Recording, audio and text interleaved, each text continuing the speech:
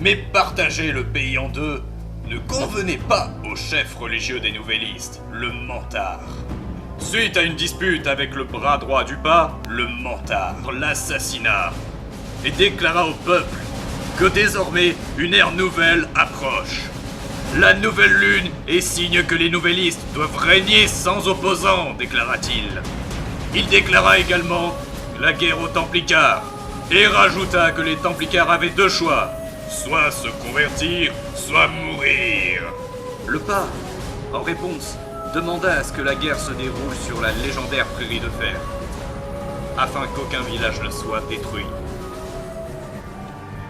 Parmi les Sévaliers Templicards, il y avait un héros légendaire du nom de Sir Balian de Saint-Jérôme. Durant les batailles, il accomplit de nombreux exploits. Il fut connu pour avoir tué les pires ennemis nouvellistes. Ses exploits furent si nombreux et si extraordinaires qu'on raconta sur lui 1000 légendes. Jusqu'à ce qu'une putain de flèche perdue se planta dans son épaule.